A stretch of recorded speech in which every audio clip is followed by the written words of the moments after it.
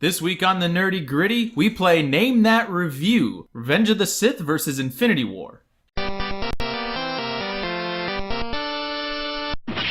everyone, welcome back to the Nerdy Gritty, where we delve deep into the details of pop culture. I am Dez. And I'm Fox. And Fox, I have an important question for you today. If you could have a life debt owed to you, where someone's going to follow you around forever, would you be okay with it being a Wookiee? I guess, probably? Yeah? Why? I mean, sure? I don't know. Do I have a choice? Okay, yeah. I'm just thinking to myself recently that a Wookiee... What? I'm just waiting for the pun. There's no pun. Oh, wow. No. Shocking. To me, because Wookiees are just as smart as we are. Okay. But they're also physically stronger than we are. That's true. And just in almost every way I can think of, more capable than us. Right. I can't imagine being Han Solo and, like, being the boss to somebody that is probably objectively better than I am. Right, that could tear you apart limb from limb. Yeah. You know, that'd be rough.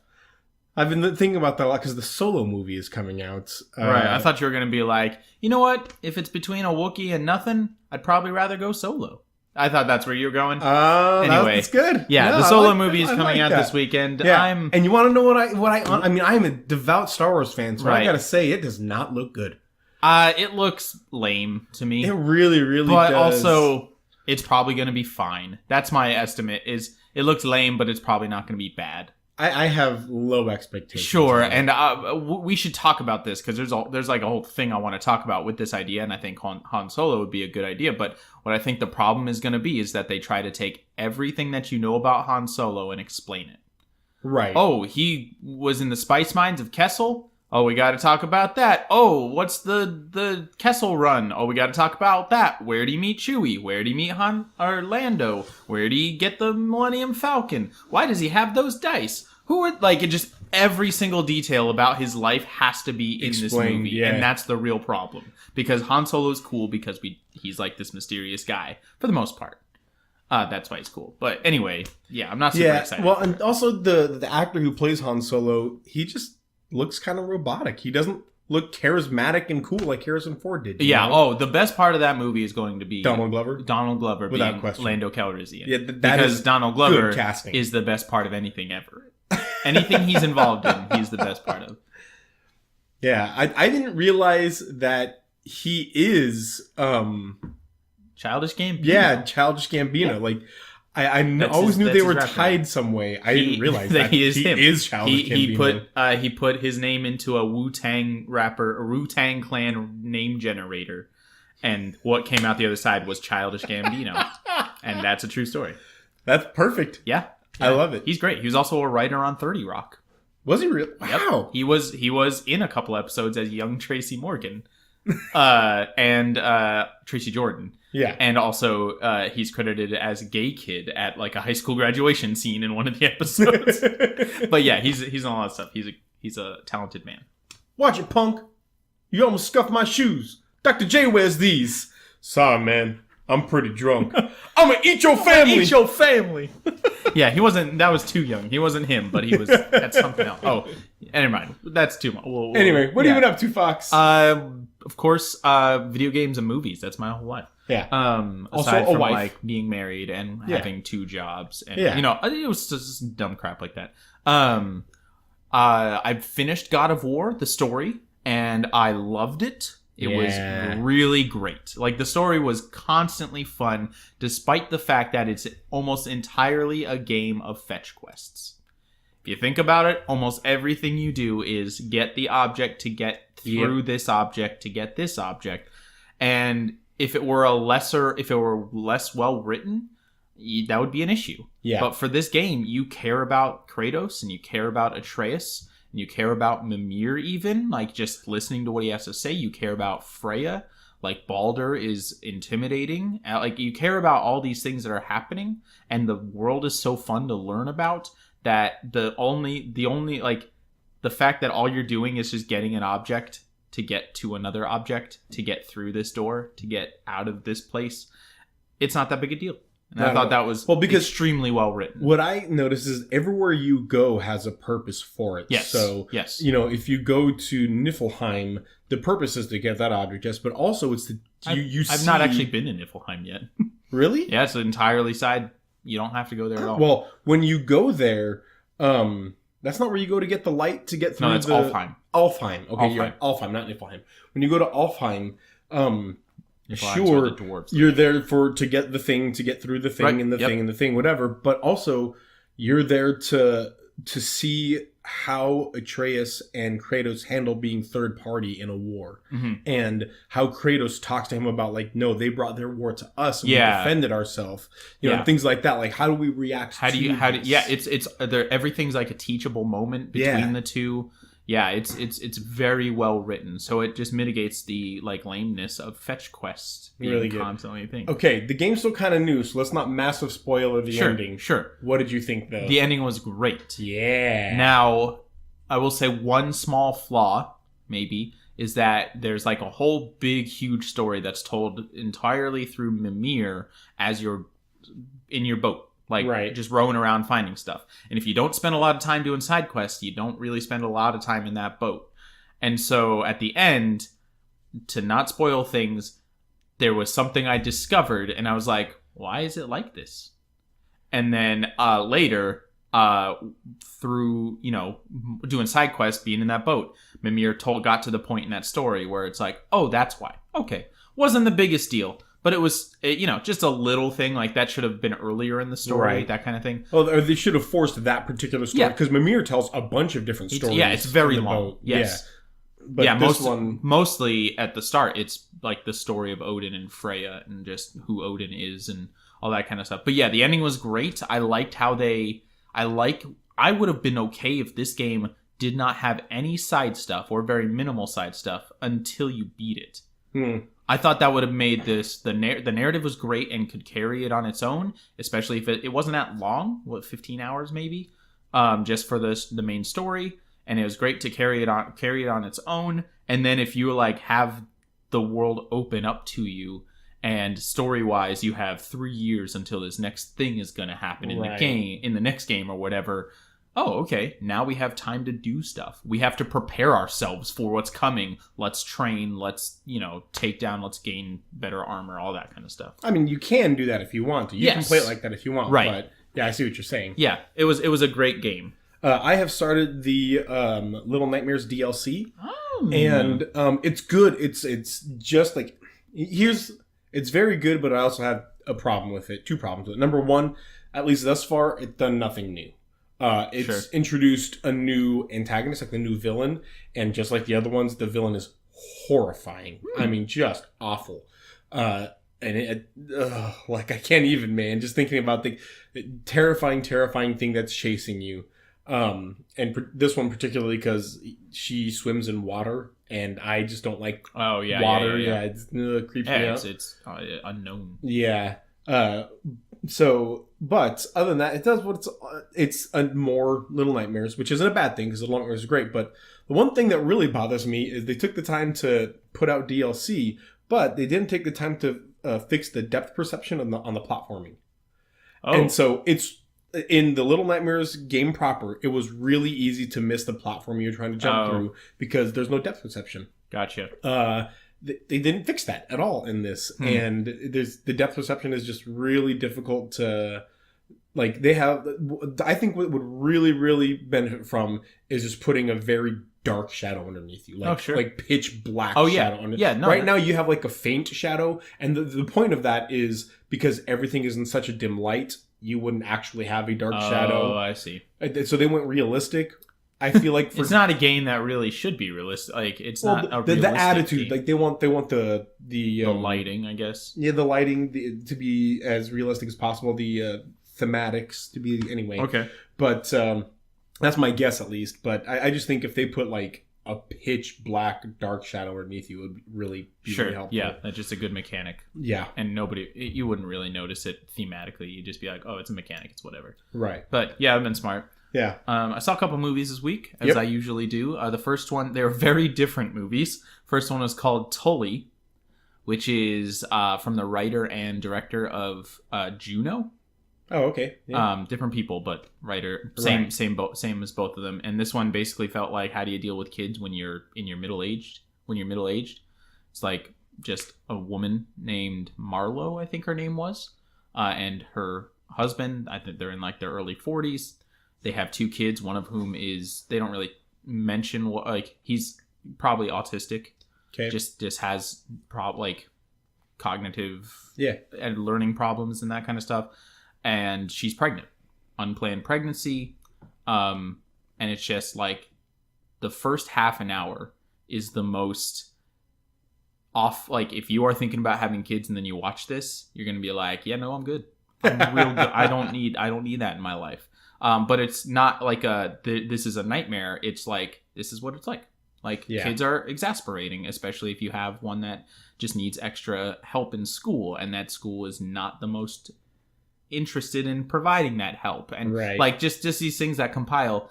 And essentially the plot of the movie is that they get to a point, like after having a 3rd kid, where she calls up what's called a night nanny. Just a nanny that comes in just at night, takes care of your baby, wakes you up if it needs to be fed, but other than that, you get to have a good night's sleep. Right. Sounds great. And I can't say much more about it. It's basically just about her, like the mom's relationship with this woman. And I can't say much more about it because there's some like in a movie like this, unexpected plot twists that happen. Oh, yeah, it was very good. It was very good. Although there were some moments when the dialogue felt a little too clever, snappy. Like just a few lines here and there that just felt like something that person wouldn't say for the tone that they were trying to achieve. If the ultra realistic parenting movie, that line felt like something a writer came up with for a movie. I feel like that about Gilmore Girls. Whenever I see people watching the Gilmore whole Girls. show is like that. Exactly. This was just had a few moments where it was like, yeah. It was like, I mean, I think Joss Whedon's writing's like that also, but Joss Whedon's stories are more fantastical and their characters are more exaggerated, so it's fine. Anyway, yeah, but well worth watching, especially if that's like what like your age. I think you would. People in their 40s, middle-aged with kids, like you and your wife probably would really enjoy it. I'm in my 30s, douche, especially. But, I said 40s, 30s. Like I said, you thought you said just said 40s, but okay. Maybe I did. I don't know. I think you would really enjoy it just because now that you're done having kids. Yes, I think you would enjoy it. I also saw it'd be comedy for us, like suckers. I don't know. Jackie might not like it. It might PTSD or something. Anyway, and then I also saw a very different movie, Deadpool 2. It's also about having children and just how deep that is. No. It's surprisingly emotional at times. Really? It's a sequel to Deadpool. I never saw Deadpool 1. I saw this and had no problems with it. There was nothing story-wise I was confused about. There probably were jokes that were references or things that were built up. Like I know his relationship with Colossus is kind of built up in the first one. But it was funny. It was a funny movie. Yeah. Mostly in the situational humor, not really in the snappy like pop culture reference dialogue that Ryan Reynolds does. Because most of that was like just felt pandering. Like it was pandering to the younger audience, despite the fact that it's a rated R movie. But there were some situations in that movie that were hilarious. I don't want to just get into them because I'd want to just keep saying all these other funny moments. This one and this one and this one. Yeah. But I will say that it was better than I thought it would be. Like I don't really like Deadpool's humor. But the fact that most of the humor I found funny was like the situations they were in. That was funnier. Or that was a positive. And then it was also surprisingly emotionally driven for a movie like this. Cable was excellent. Like I love the character of Cable, and Josh Brolin was excellent as the super ultra serious foil to Deadpool. He also had some jokes and stuff at certain points, but he was great as that. Yeah, I really want to watch the first Deadpool now because of it. Yeah. That's good. Well, on the subject of not as good Marvel movies, let's talk about Infinity War versus Revenge of the Sith. Yes. Our brand new game show. Brand new game show. We're pitching it to Fox. Literally what happened. Fox and I have been talking back and forth about Infinity War. He, a very uncommon thing. He liked it more than I did. Yeah. And we were talking back and forth about why I thought it was a pretty good movie that I enjoyed. And he thought it was great. I thought it was a great movie. And I went and I looked up, but I thought it was great. I went and I looked up the Metacritic score, and the Metacritic score had kind of dropped pretty severely within the first week of its release, and it is now a 68. I believe you, but I'm gonna look it up again. Yep, go ahead. It is a 68 out of 100, and it just hit me right then and there. Wait a second, because he and I had the debate a long time ago about the Star Wars prequels versus the Hobbit trilogy. Wait a second, wasn't 68 the Revenge of the Sith Metacritic rating? And I looked it up, and sure enough, according to critics, people who are trusted enough to be paid to rate movies... Yeah, I don't know what their standards are, but yeah, they're not just random users. Right. People who are trusted enough to be paid to rate movies, Infinity War is equally good as Star Wars Revenge of the Sith. Fox can't even hear that phrase. It's hard for me to hear. Without lashing out in anger. So I decided to just to kind of troll him. Still I was a 68. Yeah. 8.6 user score. Right. So I was just like, okay, I'm going to troll Fox a little bit, and I'm going to send him review quotes and see if he can guess which movie it's from. And he's like, no, wait, I want to do this for the channel. We're going to do this. We're going to do this. So I have here a dozen review quotes. Oh, snap. I'm excited. And some of them are positive. Some of them are negative. Sure. And they're from either one of the movies. I'll let you guys guess. Okay. So, I'm just going to start from the top and go down. Number one. Number one. Okay. Oh, and I'll just an FYI, I tweaked the quotes a little bit to make sure there were no spoilers in them. Yeah, that makes sense. The film boasts plenty of action while also making room for a darker tone and emotional resonance rarely matched in previous installments. In a cinematic world stuffed with big-budget movies, this movie is a genuine blockbuster. Oh my goodness. Oh my goodness. It's so vague. It's so vague because that could apply to both. Both are definitely blockbusters. That's not a term of quality. This was a very positive review. A genuine blockbuster. Very positive. There's review. A metagame here too, because it's that sounds like I have to get over my opinion of both of them. That's the real hard part here. I think that would apply to Infinity War more, but I'm gonna go Revenge of the Sith. Infinity War. You're 0 for 1. Fox. I'm 0 for 1. Right? Not off to a good start. Oh man. It does do those things though. I really disagree with this. Really? It's just the part where it says an emotional resonance rarely matched in previous installments. Yeah. And that specific phrase, I'm like, no, that was a big problem. There are much better moments of emotional resonance. That's for sure. The very end of Infinity War allowed for that, and it was beautiful. Sure. I will always go back to the moment between Peter Parker and Tony Stark. Yeah, that was great. That was the best thread of the movie. It was so good. But there are so many other emotional moments that kind of got resonance. Go! Got skated over to fit more stuff in. Yeah. Number 2. The movie grabs us from its heart-pounding opening sequence and pulls us inexorably along its trajectory. Inexorably. Yeah, along its trajectory with the grip of the last gruesome act of a Greek tragedy. Its fascination is not what happens, but how it happens. It has to be Revenge of the Sith. It is Revenge of the Sith. And I know that because of the gripping opening sequence part. Because for some reason, people love that opening sequence where they're flying the Dooku's ship. Right. Even though they have, for the first 10 minutes of it, they don't really have any idea what is happening. There's no explanation of what's going on. And then people try to say that it's impressive because it's one long shot. But it's not impressive because it's entirely CGI. So it's not one. Cameras. They make 2-hour movies that are CGI entirely. That's not impressive. One long shot means there are no cuts. Yes, but there aren't cuts at all when you are making a CGI movie. You're making another frame. There is no cut. There's no frame transfer. There's no camera work that needs to be done. It's literally just, here's the next frame to animate. Still, one long shot. It's not a shot. One long frame. It's a scene. One long scene that has no frame transfer is still a difficult thing to do. No, not when you're animating something. It is. It's just like, because if you take a look at the average editing, they keep a frame for about 3 to 5 seconds. I mean, like, this insanely short amount of time that it goes from this angle to this angle to this angle to this angle. I understand that. To have one, and this is, I know you're talking about CGI, but I mean, it doesn't matter. Like, for example, if a Disney animated movie were to keep one long angle and just pan the camera, you know, quote unquote, the camera.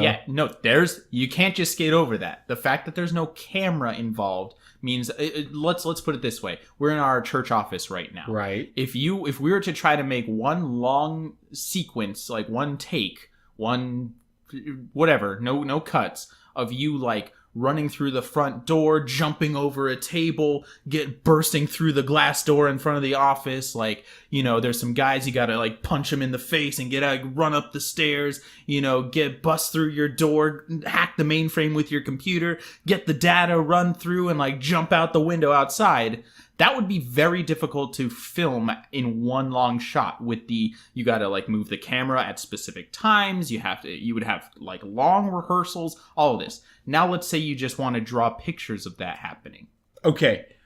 That's not what they're talking about when they say it's impressive because it's one long sequence. But that's what's happening. Yeah, but that's not why it's impressive. Why is it impressive then? It's impressive because we as an audience are used to frame changes very often. And to make a single shot without a frame change interesting and still moving and still flow well, it means it's good editing and good cinematography for that to happen. So moments in like the very first Avengers movie, where that's just all it is. It's like Lord of the Rings does this as well, where they put a camera on a string and they just have it deadpan over, and like it just shifts from like some people to some other people, and then they'll CG edit in other things. But all it is one long camera pan. But because of the editing, the way they do it, that one long camera pan is very interesting. Yeah, but to me, the impressive part about long takes. Like in Kill Bill, there's a real long take when she's basically infiltrating Oren Ishii's, like, the House of Green Leaves or whatever it's called. Like, it involves actor timing. It involves, like, dialogue timing. It involves, you know, camera movement. Like, all these things. And when all you have to do is decide what you want to animate in your shot, that there's a far less amount of work that has to be done. I understand what you're saying, and you're not wrong. I'm saying that when people talk about how impressive a long shot is, that's not what they're talking about. Oh, well, it is what I'm talking about. That's what you're talking about. Yeah, okay. It is, that's like, fair. Steven Spielberg's like wonders are much more impressive than that opening scene, especially because you have no idea what's happening. Like, you don't know why anybody's doing anything. So but I mean, like in Avengers, it's 2, viscerally impressive versus technically impressive. The opening sequence in Avengers 2, when in Age of Ultron, when they're in the forest and it's just one camera pan through the forest, and you see, you know, Hawkeye coming and he shoots, and it kind of zooms in on him. Then he shoots his arrow and he follows the arrow, and most of that is CG. Yes, but it's still really good and really impressive. I'm not saying it's not fun to watch, like, but that doesn't make it impressive to me. I'm not like, wow, look at all the work that went into that. It's like, oh, that was a well animated sequence, but I'm not impressed that it's one long shot, because that doesn't take any more work than 15 shorter cuts when you're animating something. That's what I'm saying. Let's move on to another one. Okay, I do want to say, it's no more actual technical work. And that's what I'm impressed by when you put the effort into something. It's a lot more cinematographical work. Yes, exactly. It's not work. It's more work when you're actually filming something versus animating the one something. Long shot, whether it's animated or not, is more work cinematography wise than having several small cutter things. Right. Small cut. Yeah. Yes. So whether or not it's animated, it's impressive that it's one long shot. I disagree, because it's just, you're just changing what's in the shot, not the amount of work it takes to create it. Okay. It's just drawing 2 different pictures instead of, or like 50 different pictures instead of one long shot that knits all of those pictures together in a seamless fashion. Okay. That's okay. I understand what you're saying. Let's move on. Just when you hear that in the future, what you're you're the only one thinking of it that way. Yeah, and that's why that's why we have this. That's why we have this situation.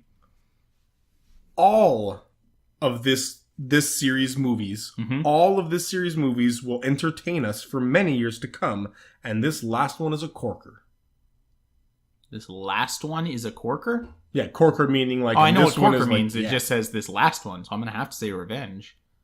This previous one is what it... Oh, I see. Yeah. I see. This last one that they made. Okay. Yeah. This last one, all of them will entertain us. That's such a subjective term to use. Anything can entertain you, and I'm gonna go Revenge of the Sith. It is Revenge of the Sith. Good job. There you go. You're 2 for 3. Look, if all you're looking for is entertainment, then you're probably just reviewing Revenge of the Sith positively. Movie was supposed to be the one that really socked it to us, but the movie never rises to the powerful occasion. Oh, man. Okay, so for Infinity War, if it were that, I could understand why somebody didn't feel that way. Viscerally, like the emotional feeling that they got from it was far less like impactful for most of it, I would say, than other ones. But also, I think it did rise to the occasion. I think it raised the stakes for what can happen in one of their movies. I'm going to go Infinity War. Revenge of the Sith. Oh, good. I'm so glad. I'm so glad. Because the emotional moment actually was stretched out to 45 minutes and you just got bored even though this was supposed to be this huge deal. That fight at the end. It's like, okay, you're fighting. We know what happens already. Get it over with. And then it just happened. It just ends on a slight hill. And one of them jumps and the other one stabs him. After 45 minutes of like surfing on lava and like entire buildings falling over. And it's so freaking cool. Yeah, just like the Burly Brawl from Matrix Reloaded. So cool, but ultimately pointless. Yeah. Yeah. Even by the series' own standards of serviceable mediocrity, this movie fails. That has to be Infinity War. It is Infinity War. Yeah, it has to be. Serviceable mediocrity has to be Infinity War. Like, has to be somebody's description of how most of the Marvel universe. Yeah, I would agree. Most of them are not amazing. There are a few that are like, wow, that was great. Like, more than just a fun movie. It said something. But most of them are, oh, that was fun. See, I disagree with this. Really? Yeah, I think that Marvel does not put out serviceable mediocrity. I think that... yeah, that might be too harsh of a term. It's very harsh. I think that the Mission Impossible movies are serviceable mediocrity. Oh, for me, serviceable mediocrity is like Underworld. Oh. It's like these movies are pretty dumb. I don't know if serviceable is even like at that point. Or like ones that just... Fast and the Furious to me is yeah, there you go. That's another good one. Yeah. Transformers. Mission Impossible has a couple that are, but the last couple have been pretty good. Yeah. Yeah, they've gotten to a place where they make good movies. But I think that the Marvel movies all have a standard. Like, when, in my opinion at least, like either the first Thor movie or Doctor Strange are your least good movies. Yeah. Both those movies are good movies. Yeah, they're fine. Yeah. Those two movies I would think are serviceable mediocrity, maybe. Right, yeah. But I would think those are the I'm going to say worst, but least good. Least good. That's a good... Yeah, they're not bad movies as far as how to write a movie. Yeah. They're just the least interesting of the rest because they just have to introduce this character. It could have been better, but yeah, agreed. So we're not even halfway through the list and we're half an hour into it. I think that we're just going to stick with it. This is going to be our episode. We'll take our next topic to next week. Yeah. So there's no pacing in this movie. It's all sensation and no pulse. Everything is big Revenge all of the the Sith. time. It has to be. Infinity War. Oh my goodness. Oh, it's so wrong. Infinity War has great pacing. Excellent pacing. Oh, and see, I don't know if I agree with you. I think it has the pacing that it needed. It has, yes, which makes it great. No. Yes, if it makes the movie, like, good. At any point, were you bored watching Infinity War? No, No, you were not, which means it has great pacing. Okay, I'm not gonna say any more. I was 'cause I don't bored wanna for spoil most of anything else. episode 3, But and 2 and 1. And really, some of episode 0. No, And some of 6. I'll cut you. I will cut you right now. Looks like we found your Infinity War. Except that's not my Infinity War. Yeah, except for Revenge of the Sith or not Revenge of the Sith. Return of the Return Jedi is very good. It's a good movie. Yeah, Yes. it's a great one. So to me, we'll get more of this topic later. Okay. We'll get more into this topic later. Okay. This movie has more action per square minute than any of its previous movies, and it's spectacular. That has to be Revenge. It is Revenge of the Sith. Okay, good. Thank yes. you. I mean, yeah, because I don't think Infinity War has quote unquote more action than any of the previous ones. You don't think so? Yeah, there's a lot of fighting, but there's also a lot of time spent not fighting, surprisingly. Yeah. And Revenge of the Sith has, like I said, a 45-minute fight that is stupid, but it's so just good. Constantly happening. And it also has the whole count, or what's his name? The robot guy with arms? General Grievous. General Grievous fight, which is also ultimately stupid. I love the General Grievous fight. It's I really so do, actually. boring. It's so cool. You know when...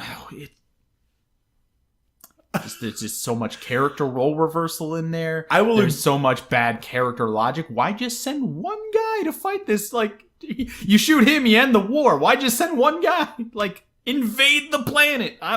There's just so much bad logic in there that it's just, why are you doing anything you're doing right now? We're not talking about Revenge of the Sith this time. I won't get into the details and how wrong you are. I will admit that the last fight between Anakin and Obi-Wan is a bit bloated. It really is. I'm not trying to say that Revenge of the Sith is a fantastic movie. Quick question. Yes. Is General Grievous a Jedi? No. Or does he just use lightsabers that he collects off other people? He just uses lightsabers that he's collected off of other people. Okay. Earlier in that movie, Anakin Skywalker grabs one of those lightsabers that he has with the Force. Yes. Why didn't what's-his-face, Han Solo, grab all those lightsabers, or just... Han Solo? Whatever his name is. Ben Kenobi, Obi-Wan Kenobi. That one. I got it mixed up. Yeah. Obi-Wan Kenobi. Why didn't he just take the lightsabers immediately? Or just pick him up with the Force and throw him off a cliff? Like, why does he do everything that he does instead of just use the Force to kill him immediately? The Force is a difficult... Nope, stop. Okay, I don't want to talk about this. No, this is not talking about, like, the lore of, like, well, the nature of the Force. The Force in those movies is essentially the Infinity Stone. Yeah, it's exactly that. Like, yes. it's what you need it to be. And if they needed an action suit at that point, so he couldn't do that with the Force. And I had... I will agree to that. But it was just like... But that just constantly happens in those movies. And it's just like the Infinity Stones. No. Yeah. No, at certain points exactly. Okay. Like all right, let's move on. Guys, Fox is generally getting upset right now. I am. And I love it. These are the times that I just want to poke the bear so much. Let's move on. What number are we on? And what's my score? 1, 2, 3, 4, 5, 6, 7. That was 7. And you are... You gotta be marking these. Oh, fine. Let me get a pen. Hold on. All right. I'll entertain them. A wait music.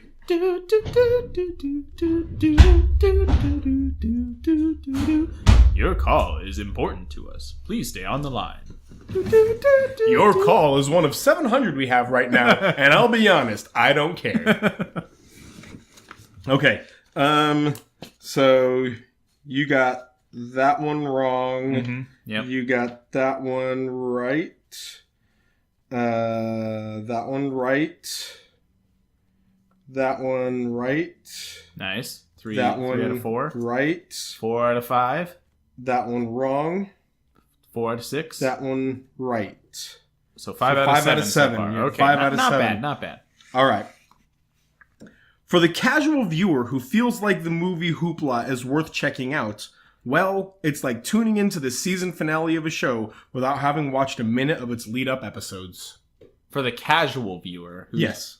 For the casual viewer who feels like this movie's Hoopla is worth checking out, well, it's like tuning into the season finale of a show without having watched a minute of its lead-up episodes. Right, yeah, okay. So Infinity War definitely did not take time to establish any of its regular, like any of the regular Marvel characters. Like, it gave you a little bit of who they are, but it didn't. Right. So I could see that definitely describing Infinity War. Revenge of the Sith, probably less so, actually. If anything, they take too much time to just talk about who people are. I'm going to go with Infinity War on that one. Revenge of the Sith. Really? I agree with you. Really? I think that of all things, that's something that Revenge of the Sith, I mean, I'm not going to say did well, but like, they took time to let you know why bad guy is bad guy and who good guys are. Things like that. I still don't know what General Grievous is like. He was just a bad guy.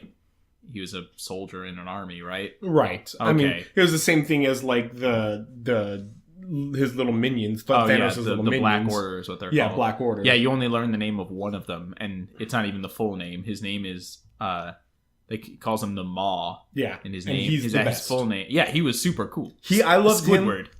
Yeah, I love Squidward. It means get lost, Squidward. I loved him because like all kinds of different movies and shows and whatever have messed with like, ooh, this person has telekinesis. Yeah. But like all the time I'm thinking to myself like, telekinesis is easily one of the most overpowered things that, and the Maw was that. Like, yeah, and he was used just, it. He just ruined. And I liked his like he was a herald of Thanos, but also kind of afraid of him. At a certain point, he's like, if I don't get back there with this time stone or with the time stone, it's not going to be good. Like, you doubted how genuine his worship of him was, which was nice. But anyway. I will say that if it were about Infinity War, you're not supposed to watch Infinity War without watching absolutely not. Movies. No, it's like watching like Twilight 4.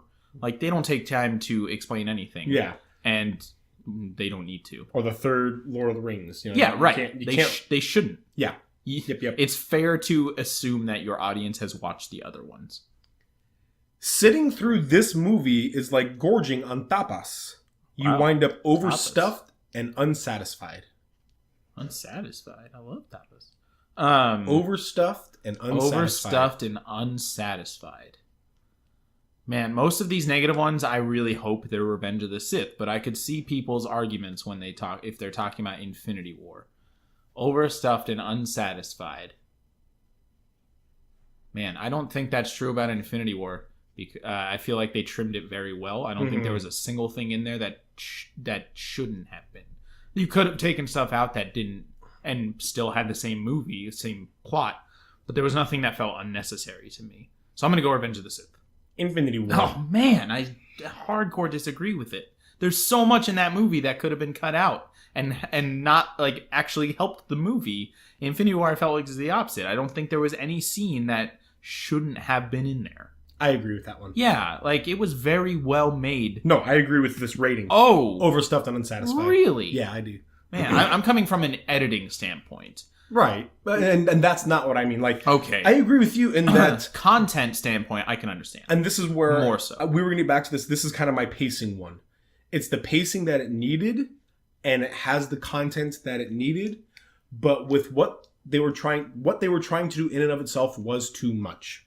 It was too much, and they tried to do too much, and everything suffered for it. Okay. And so the pacing had to be rushed, and a lot of everything was rushed, just shoved through all over the place. Okay. And so the pacing to me felt off because I felt there were moments that we should have lingered on longer. And, even some of the fights could have been trimmed a little bit. Sure, of course. Yeah. And then as far as overstuffed and unsatisfied, obviously there are two parts to this movie. So we can't really say, like, sure, I gorged on tapas and I'm overstuffed and unsatisfied, but guess what? The second part of the meal is actually really going to satisfy you. Right. You know, who knows? So who knows? Revenge of the Sith was supposed to be, at the time, was supposed to be the end of Star Wars. Right. It was the final chapter completing. This is not that. So we can't definitively say sure it wasn't good enough. Side note, have you ever seen the interview with George Lucas on like 60 Minutes where at one, like whoever was interviewing him was like, hypothetically, somebody comes into your office and says, here's a script, I want to make episode 7. Could you ever see that happening? And he's like, No. And then just cut hard. It was in a review I watched, and just hard cut to like the opening credits of season, or the title crawl of episode 7. And the truth is that in his brain at the time, there was no such thing as episode 7. It's like, no, this has always been a story about the Skywalker family, and the Skywalker family's done now, so it's not important. Are they though? But, well, and that's why I think that episode 7 did the right thing. Their whole thing now is like, it's not about the Skywalker family, it's about the Force. Yeah, and I mean, we're the following Skywalkers show up. Right. They're part of it, but it's really about Rey. So, Rey yeah. and Kylo Ren. Yeah. People who just know the Skywalkers. But as far as like gorging on tapas and like just being overstuffed and unsatisfied, you said before, like, was there a moment in the movie that you felt bored? No. I was excited, and it was intense through the entire movie. And then at the end of it, I was like, yeah, but it still felt lacking. Man, that's weird to me. You know, it was both of those things to me. I'm very different. I have a very different opinion. After years of movies where even the most mediocre characters appeared to be invulnerable and indomitable, it's an arresting jolt. Oh, Infinity War. And exactly what the film franchise Infinity needed. War, absolutely. Yeah. Yeah. Infinity War. Yeah, it's the place where I mainly agree with you on the flaws of the movie was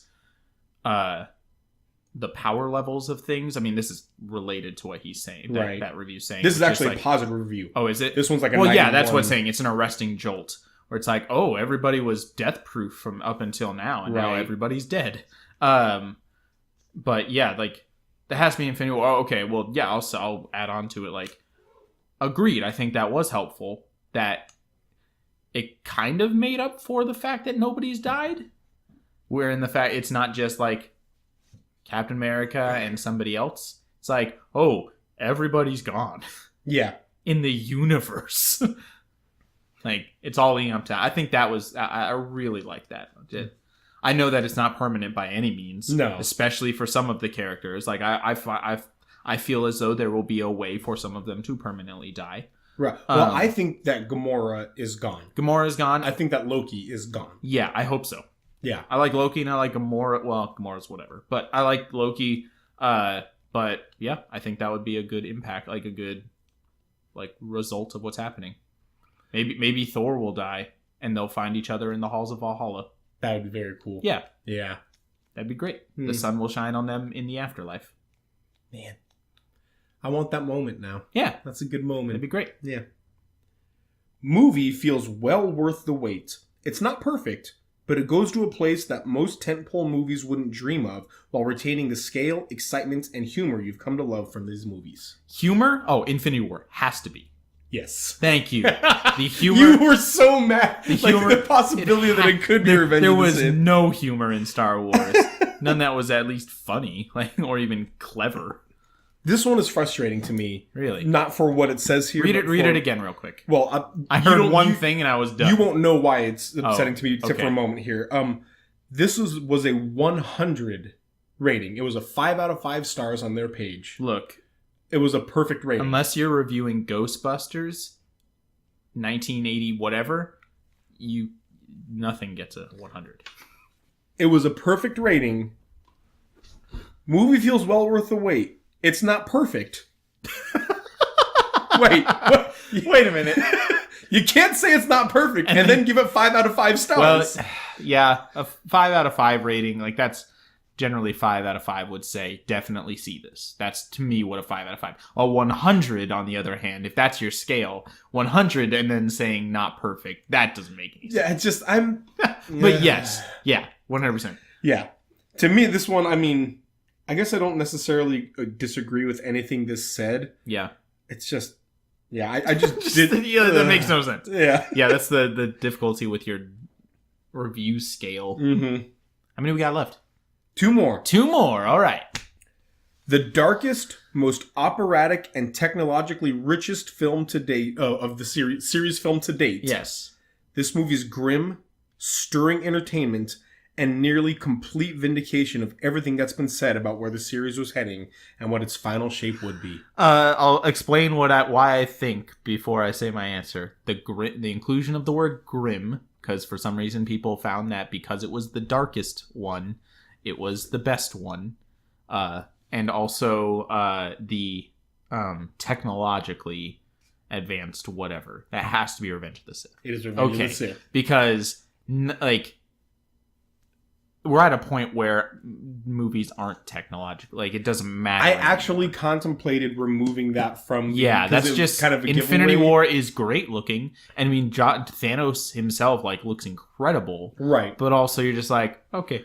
Well, I contemplated removing that, but I actually noticed to myself how good the CG in Infinity War was. Right. And to me, it wasn't... And this is where CG is going these days. It wasn't Thanos fighting Iron Man, CG fighting real. Like, to me, it was the monsters that attacked, which, by the way, where did these monsters come from? I actually like that. I think they got around the whole, like, just mindless army thing, but I think they just were on some planet, captured some mindless creatures, and now use them as fodder to take down enemies if they need to. But they could say something like that. Like, they could say, we're going to send...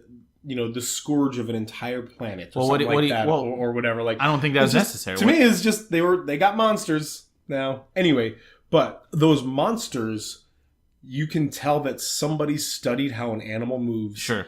When they move, what muscles flex, how the sinew works, where the skin will very, pull, very good and everything. animation. And as much as I didn't like the fact that they had this weird, freaky army out of nowhere, the CG on those things was just great. For me, it came in when Thanos was like crying because he had to kill his daughter. Oh, whether or not that emotional impact hits you, I mean, for me, that was like, oh, I guess he likes her, whatever. Yeah. But to me, that was just like, I actually logically, oh, I guess he likes her, doesn't overcome the fact that I can see it in his face, and that's not a real face. That's the difference. That's not a real face, and I still understand when he just believe him. Last one, ready? All right, last one. You hang on. Currently, you're 1, 2, 3, 4, 5, 6, 7, 8 out of 11. Okay, so you're doing pretty well. I can do. Yeah. Okay, I can get a 75% at best. Setting aside the clumsy inconsistency of its interior logic, movie is an underachievement of escapist entertainment. An underachievement. Yeah, I'm going to go with Infinity War on that one. Revenge of the Sith. Really? Okay, I'm glad. I know, yeah. But the interior logic, that's probably the hardest part about most Marvel movies, but especially Infinity War. When can he use the Reality Stone? Why doesn't he? Who can get punched in the face and be fine, and when can't they? Right. Like, why you could drop a whole building on Thanos and he's fine, and then punch him in the face and he's cut up? Like, that's the problem. I don't think it never took me out of the movie. I know it did you. Yeah, it did. But it never took me out of it. I never thought about that. No, maybe a little bit, actually. I probably did at some point. Like, the Reality Stone is a real problem. They needed to establish some rules about it. And I had to create, first of all, immediately my thought was why doesn't he just make people not exist anymore? But then I was like, you know what? Headcanon. He can't affect organic matter. Right. But I had to create that in my head for it. Yeah. For me, I think they should have said, I think the Reality Stone shouldn't have affected reality. It should have affected what people see as reality, like a psyche stone. Yeah, like a psych. Yeah, I mean, then you have your mind stone, right? But that's consciousness, I guess. But that's what I thought it should have been. You can still have him when they're holding a gun and it turns into butterflies or whatever. Bubbles. That's not actually happening. They just see it happen and whoa, and then drop the gun. That would have been still very effective. Yes, and you could still create alternative realities like they did in Nowhere. But the Reality Stone just changes everything. Yeah. What? Yeah, and also, why did you need all of them to be the most powerful? Did they all combine to become more powerful? Or what does this gauntlet do besides just have them, conveniently even before he on your had all fist? Of them, he was disgustingly powerful. Yeah, well, yeah, we don't know anything about the Titans. Right. Are they just super strong dudes? Do they have some kind of powers? Are they like Superman where because they're in your atmosphere, they're just more powerful because of it? Right. But then he also had his powers on Titan. He should have... I feel like they could have also gotten around the whole Reality Stone thing by making that be the last one he gets. Yes, agreed. And it would have... I mean, Vision was supposed to be this, crux of the emotional moment. But the Reality Stone should have been the one where it's like, yeah, I can affect I can affect things in this universe, but I can't change it until I get that one. Like, that would have been cool. But yeah, interior logic is a problem. But also, I got a 9 out of 12. You got an 8 out of 12. Oh, an 8. Oh, because I got that one you wrong. Got the awesome one. I got a 66%. Yeah. Not failing. 8 it's out of my 12 high school. Is the 66%? My high school standards. Don't fail. Well, also college. 8 out of 12 is good. It is. I'll give you that. It is. It's I fine. know it's a 66%, but it's still good. I was surprised by a couple of them. Yeah, and that was... Here's what I want, though. Maybe it's just me because of my opinion, but I feel as though ratings, like the whole film critique industry, has changed. Right. People care about it a lot more now. They literally put Rotten Tomatoes scores on the cover of DVDs. Right. Like, people care about what it is, so I feel like that's changed the industry. Like, the internet has changed film critique. Absolutely. You can just have a YouTube channel, and now you will be an actual critic on. I don't think you have to be paid to be a critic on Metacritic. I think you just have to have some sort of following or some sort of like established. You can't just be some dude. I mean, at the end of the day, people have to trust you. Is the point? Agreed, exactly. Yeah. And people trust anybody. Like, you have an entertaining film channel, but if it's entertaining but you don't know about movies, you'll still have a good following and people who don't know about movies. Like, like that. So I would really like people to re-review Revenge of the Sith at this point. Although I still don't know if we could trust it because of the whole Star Wars thing still happening and people want to be, I think there's a lot of conspiracy theories I have about this, but my first thought was like, well, Star Wars is a beloved franchise, and I'm like, wait, Marvel is probably a more beloved franchise. Financially, right it is. Yeah, like people probably love Marvel more, want to like Marvel more than people want to like Star Wars right now, and I don't know about that. Yeah, Star Wars doesn't have a rival like Marvel does. Marvel has DC as a rival. Does Star Wars have a rival? Because Star Trek's not a rival to Star Wars. No, but I would think that Star Trek is about as much of a rival to Star Wars as DC is to Marvel in the movies. No. Now. As far as quality, it is not a rival in the least. But as far as fanboyism, I see what you're saying. It definitely is. Right. People will still defend it despite them being objectively bad. Yeah. So here's what I'll say about both of these things. That I don't disagree with it. At the end of the day, I probably enjoyed Revenge of the Sith and Infinity War equally with the knowledge that I am a Star Wars fanboy. I am. I just love Star Wars. Sure.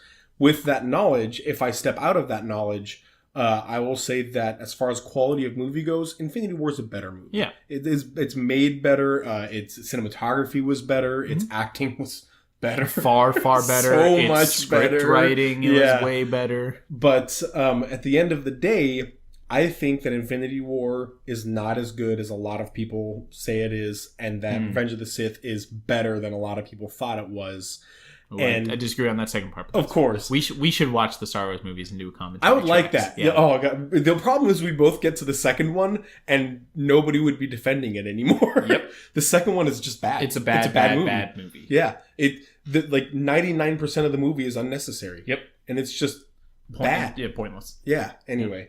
Well, thank you guys for watching. I hope this was entertaining. Let us know how you did on your 12 review questions. If you have suggestions for this game show again, if there are more movies that are similar, like that'd be really fun to do. This was really good. I really like this a lot. Yeah, you can be the contestant next time. Yeah, it'd have to be 2 movies that I love, 2 franchises that I love. I don't know what that would be. I don't know. I'll try to come up with something. So, all right. No, excuse me. Resident Evil versus Underworld. The movies. That would be good. Yeah, they're both bad. Yeah, they're both not great. I love them, but thanks guys for listening. We'll see you next time. Remember, save games, save lives. See you later.